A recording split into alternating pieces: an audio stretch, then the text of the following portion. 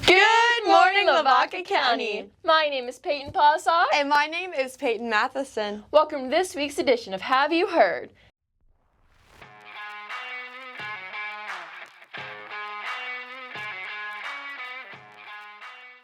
To start off this broadcast, let's go to the local news. This past weekend was a busy one for sure. Last Friday, our students competed at the District UIL competition in Edna and brought home a number of awards. Congrats to the students who placed in their events and are moving on to compete at Regional UIL Meet the 26th of April in New Braunfels. On March 29th, Peyton and I attended this year's prom. Let me tell you, that was so fun. Yes. And we had a new venue. Yes, so Peyton and I's prom this year, so Hallettsville High School's prom for 2025 was at the Half Moon Empire in Shiner, and it was stunning. It was absolutely gorgeous, and we're just so grateful that we got to have it there. Yes, and congrats to prom king and queen Brenna Scott and Carson Barrera. Good luck to our FCCLA and FFA members as they compete in numerous contests this upcoming week.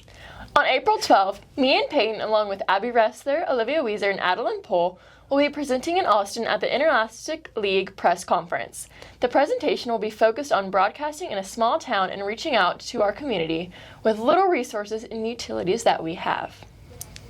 Thank you for tuning in for our local news. Now we will turn it over to Kennedy for our sports recap.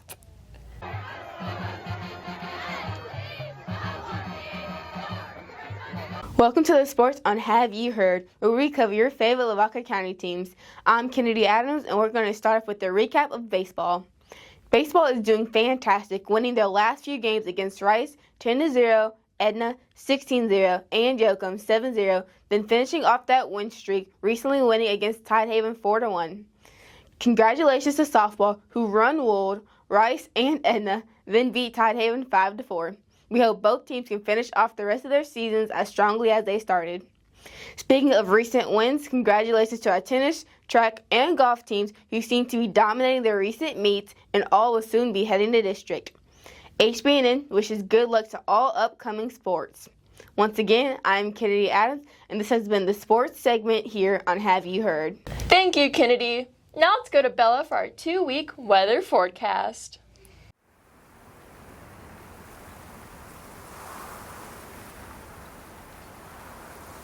Good morning, Lavaca County. My name is Bella DeBoard with Hallettsville Bremen News Network, here with your forecast for the upcoming week. We will start the weekend with a 50% chance of rain on Saturday. On Sunday, we will have wind speeds of 10 to 19 miles per hour and gusts up to 35 miles per hour. The following week will begin in the mid-70s, ending with low 80s. Keep your umbrella nearby because we will have a chance of rain on Thursday and Sunday. Other than that, we can expect to enjoy sunshine for the remainder of the week. Have a great day, and now back to Peyton and Peyton. Thank you, Bella. Now for Ag in Your World.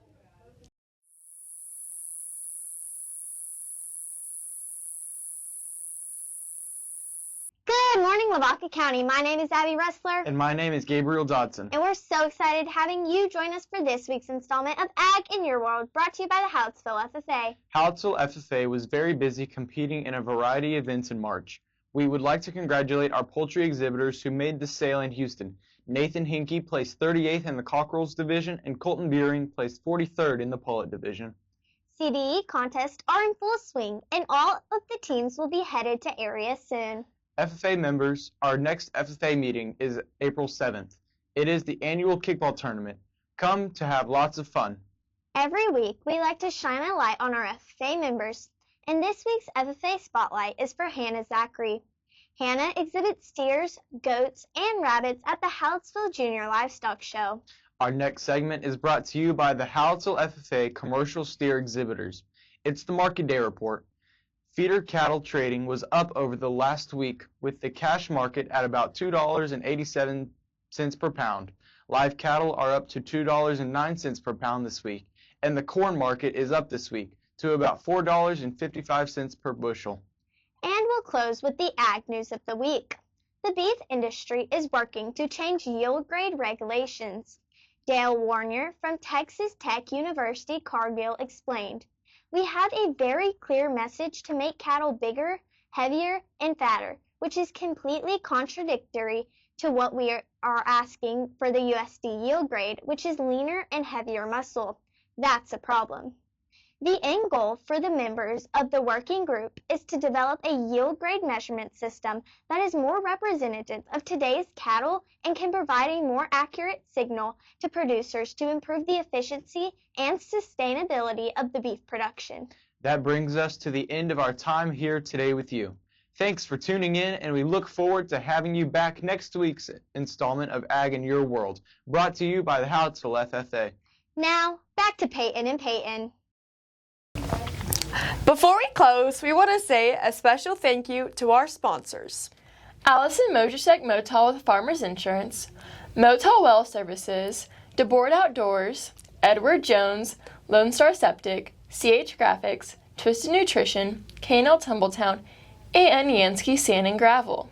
If you or your company are interested in sponsoring us, please contact our advisor, Christy Opiella, at 361-798-2242. Again, that's 361-798-2242, extension 384.